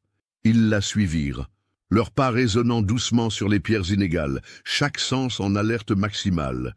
Puis ils entendirent des voix de femmes, chantant doucement en harmonie. Une mélodie étrange et dissonante qui donnait la chair de poule, dans une langue qu'Augustin ne reconnaissait pas. Ou peut-être n'était-ce pas une langue du tout, juste des sons sans signification, un chant primordial de prédatrices célébrant leur chasse. Beaumont leva la main les arrêtant. Il regarda prudemment par l'embrasure d'une porte effondrée, puis se tourna vers eux, son visage pâle. « C'est elle, murmura-t-il. Et, mon Dieu !» Augustin se glissa à côté de lui et regarda dans la pièce.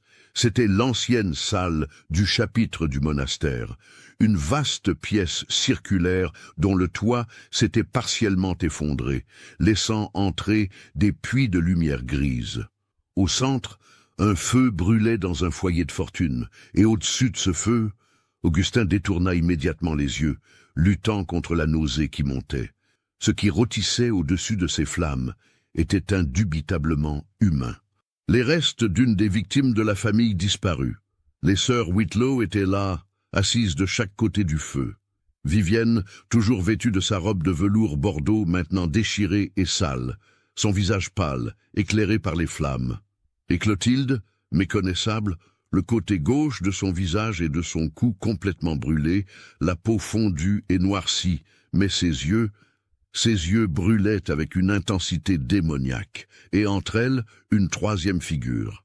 Une jeune fille d'environ 15 ans, avec les mêmes cheveux noirs que les sœurs, les mêmes yeux pâles, mais un visage encore innocent, malgré le sang qui maculait ses mains et sa robe.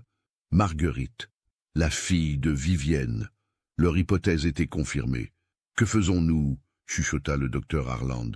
Beaumont sortit son pistolet. « Nous les arrêtons. Maintenant. » Il se redressa et entra dans la salle, son arme pointée vers les 3 femmes. « Vivienne et Clotilde Whitlow, vous êtes en état d'arrestation pour meurtre. Levez-vous lentement et mettez les mains sur la tête. » Les sœurs levèrent les yeux vers lui, mais elles ne semblèrent pas surprises. En fait, elles sourirent, ces sourires froids et énigmatiques qu'Augustin connaissait trop bien. « Sergent Beaumont, » dit Vivienne d'une voix posée, « comme c'est prévenant de votre part de nous rendre visite. Nous nous demandions quand vous arriveriez. »« Vous nous attendiez ?» demanda Beaumont décontenancé. « Bien sûr !» répondit Clotilde, sa voix rendue rauque et sifflante par ses blessures. « Nous avons laissé une piste assez évidente, non? Le chariot abandonné, les traces dans les bois. Nous voulions que vous nous trouviez. Pourquoi ?» Vivienne se leva gracieusement, ignorant complètement le pistolet pointé sur elle. « Parce que notre temps dans cette région est terminé. Nous avons accompli ce que nous devions accomplir. » Elle posa une main sur l'épaule de Marguerite. « Nous avons retrouvé ma fille, nous lui avons enseigné nos voies, elle est l'une de nous maintenant. » Augustin entra à son tour dans la pièce, son cœur se serrant en voyant le visage de la jeune fille. Elle ne montrait aucune émotion, aucune peur, aucun remords, seulement une acceptation calme, comme si tout cela était parfaitement normal. « Marguerite, dit-il doucement, vous n'avez pas à faire ça. Quoi qu'elle vous ait dit, quoi qu'elle vous ait fait, vous pouvez encore choisir un autre chemin. » La jeune fille le regarda avec ses yeux pâles et glacés. « Un autre chemin ?» répéta-t-elle. « Pourquoi voudrais-je un autre chemin? Mes mères m'ont montré la vérité. Elles m'ont libéré des chaînes de la moralité hypocrite de ce monde. Je suis enfin complète. Je suis enfin moi-même. » « Elle nous comprend, » dit Clotilde avec fierté. « Elle a embrassé sa vraie nature, comme nous l'avons fait avant elle. La lignée continue. »« C'est terminé, » déclara Beaumont fermement. « Vous allez toutes les 3 nous suivre pacifiquement, ou mes hommes ouvriront le feu. » Vivienne inclina la tête, comme si elle considérait l'ultimatum. Puis elle sourit de nouveau. « Non, je ne pense pas. » Elle claqua des doigts. Instantanément, des figures émergèrent des ombres du monastère en ruine. 1, 2, 3. 6 personnes au total, des hommes et des femmes de tous âges, tous avec ce même regard vide et fanatique. Ils s'avancèrent en cercle autour du groupe de Beaumont, les encerclant. « Vous pensiez que nous étions seuls ?»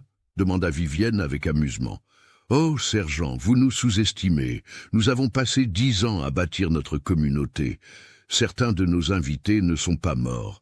Certains ont été convertis. Ils partagent notre faim.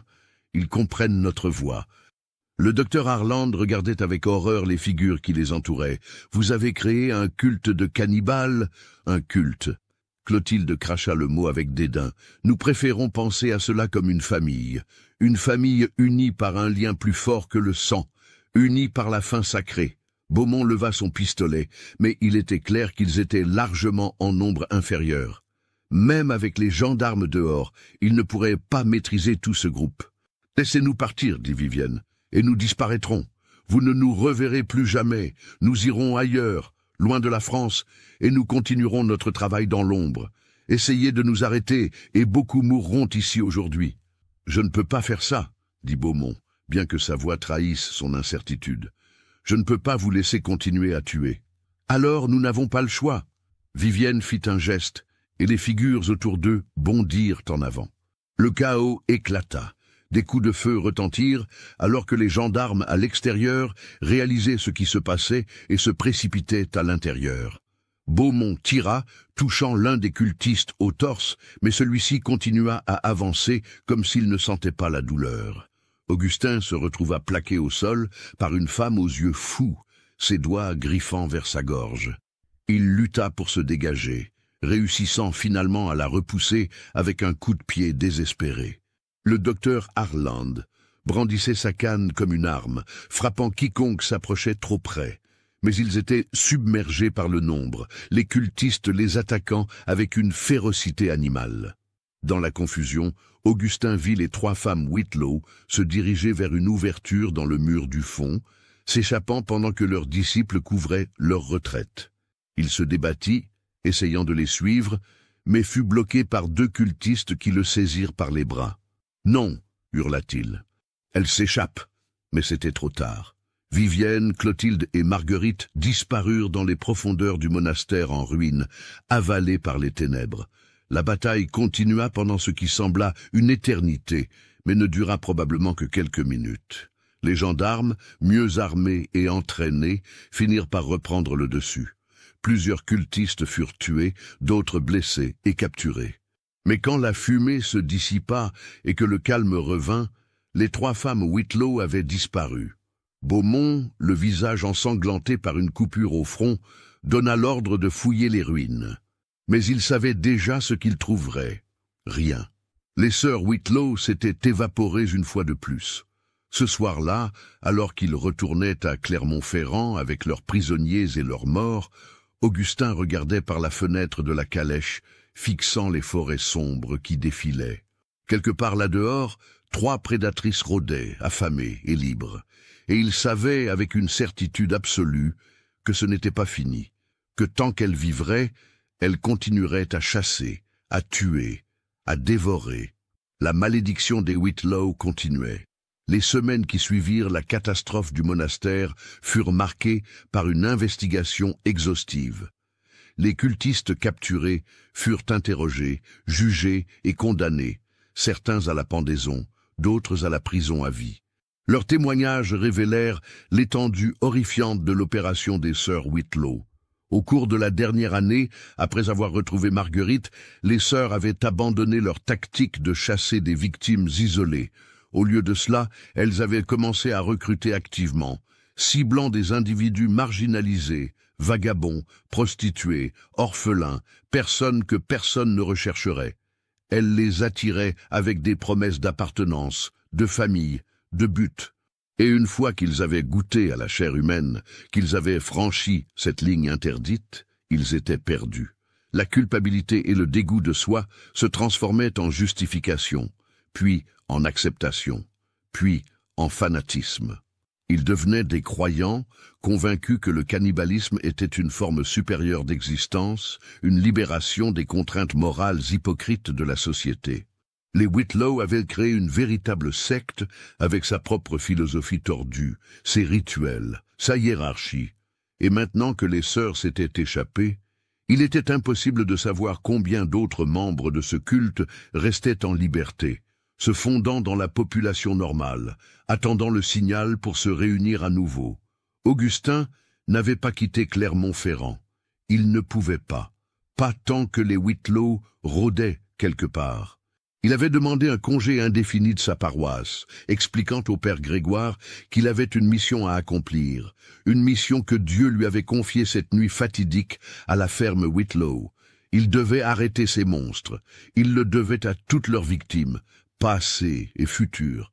Le docteur Harland était devenu son compagnon constant dans cette quête. Le médecin était hanté par ce qu'il avait vu, incapable de retourner à sa vie normale.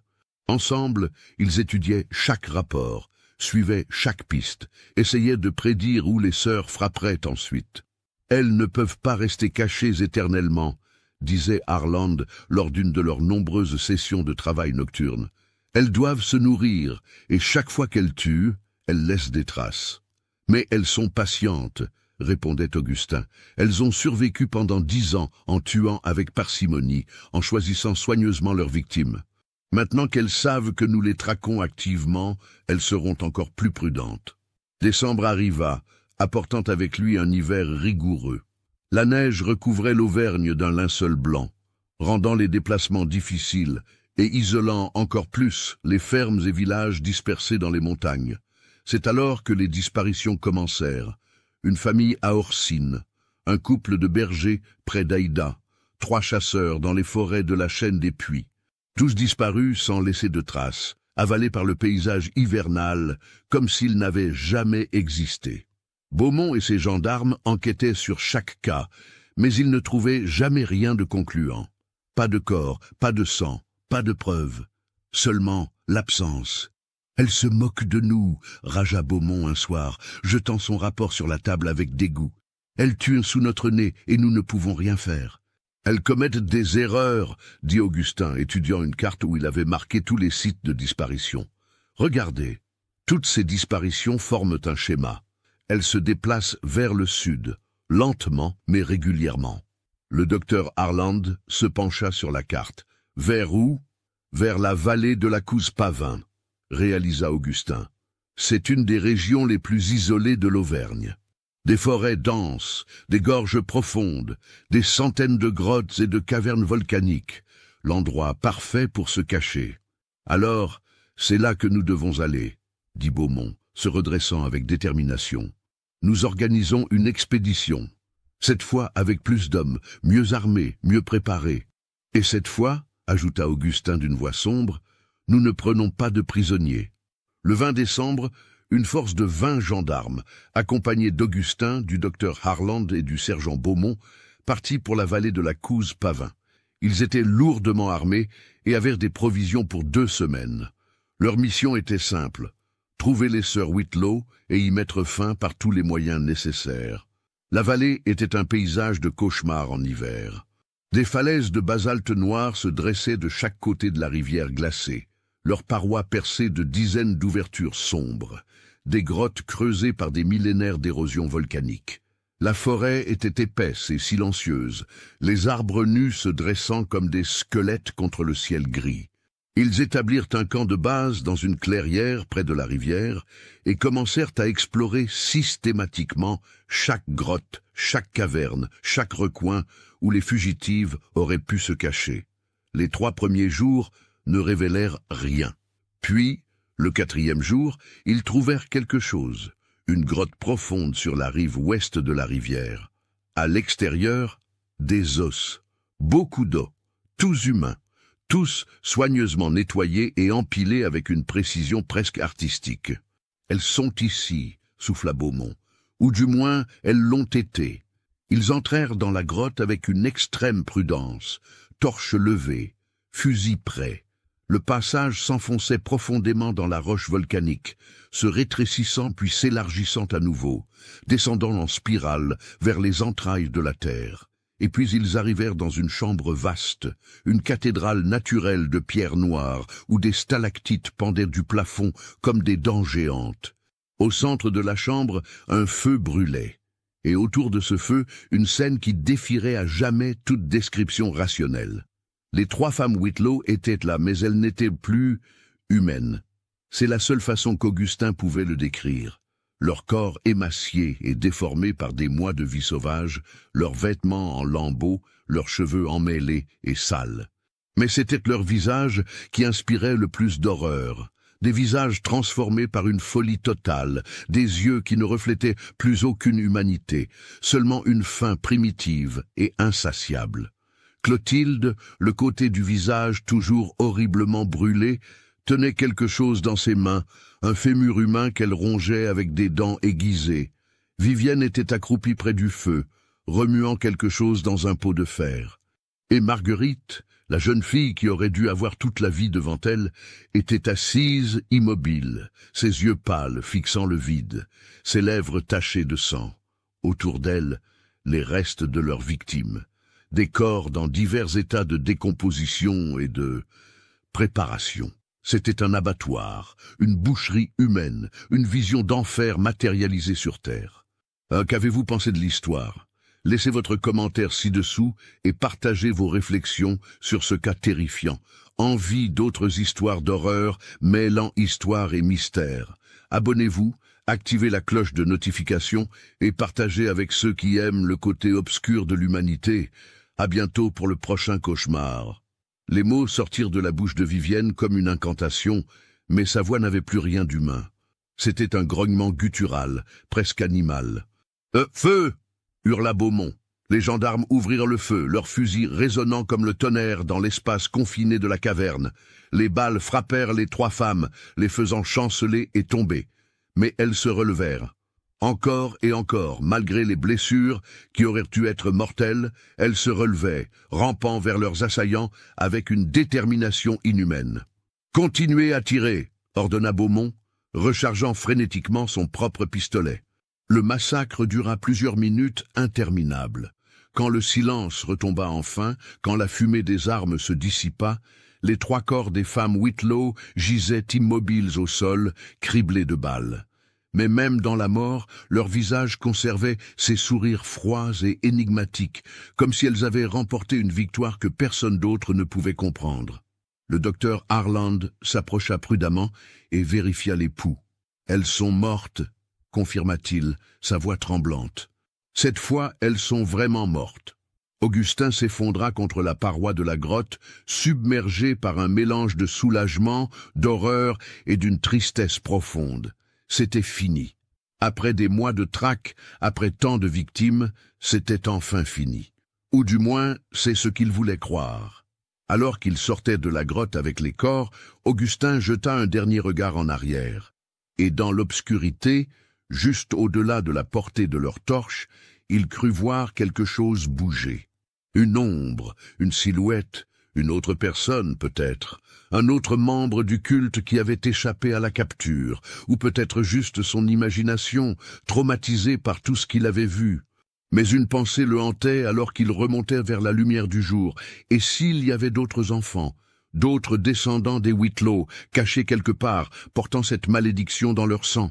La lignée était peut-être brisée, mais était-elle vraiment éteinte? 6 mois plus tard, Augustin était de retour à sa paroisse de Clermont-Ferrand. Il avait repris ses devoirs sacerdotaux, conseillant les fidèles, célébrant la messe, essayant de retrouver une vie normale. Mais il était hanté. Chaque nuit, il rêvait de la ferme Whitlow, de ses yeux pâles et glacés, de ses sourires énigmatiques. Il rêvait de Marguerite, cette jeune fille qui aurait pu être sauvée si seulement il l'avait trouvée plus tôt. Le docteur Harland était mort 2 mois après l'incident de la grotte, officiellement d'une crise cardiaque. Mais Augustin savait la vérité. Le docteur s'était suicidé, incapable de vivre avec les horreurs qu'il avait vues. Le sergent Beaumont avait pris sa retraite et quitté la région, cherchant à échapper aux souvenirs. Quant aux cultistes capturés, tous avaient été exécutés ou étaient morts en prison. L'affaire avait été officiellement close, le dossier scellé pour protéger le public de la vérité cauchemardesque. Mais Augustin savait que ce n'était pas vraiment fini. Quelque part, dans l'ombre de la société française, d'autres prédateurs se cachaient peut-être, d'autres descendants des Whitlow, d'autres croyants du culte cannibale. Un après-midi de juin, alors qu'il entendait les confessions, une jeune femme entra dans le confessionnal. Il ne pouvait pas voir son visage à travers la grille, seulement sa silhouette. « Pardonnez-moi, mon père, car j'ai péché, » dit-elle d'une voix douce. « Dites-moi vos péchés, mon enfant, » répondit Augustin selon la formule habituelle. « J'ai une faim que je ne peux pas satisfaire, » continua la voix, « une faim qui me dévore de l'intérieur. Ma mère m'a dit que vous comprendriez, que vous aviez rencontré ma grand-mère. » Le sang d'Augustin se glaça. « Qui est votre grand-mère » Un rire doux et cristallin résonna dans l'espace confiné du confessionnal, un rire qu'il reconnaissait, un rire qui hantait ses cauchemars. « Vivienne Whitlow, mon père, et ma mère était Marguerite. » Augustin bondit de son siège, arrachant la porte du confessionnal, mais la cabine en face était vide. La jeune femme avait disparu, s'évanouissant comme un fantôme. Sur le banc où elle s'était assise, une seule chose restait, un morceau de papier plié. Augustin le ramassa d'une main tremblante et le déplia. C'était une liste de noms, des dizaines de noms. Et au bas de la page, écrit d'une écriture élégante et familière, « La faim ne meurt jamais, elle se transmet. Nous sommes toujours là, dans l'ombre, attendant notre heure. Merci de nous avoir aidés à devenir plus forts, plus prudents. » La lignée des Whitlow continue. Augustin s'effondra sur le banc de l'église, la liste tombant de ses doigts engourdis. C'était loin d'être fini. Ce ne serait jamais fini. Quelque part dans les ténèbres de la France du XIXe siècle, les héritières des sœurs cannibales chassaient toujours, affamées, patientes, immortelles dans leur héritage de sang et de terreur. Et lui, le père Augustin Mercier, savait maintenant qu'il devrait passer le reste de sa vie à les traquer. Une croisade sans fin contre une malédiction qui refusait de mourir, la malédiction des Whitlow, la faim éternelle.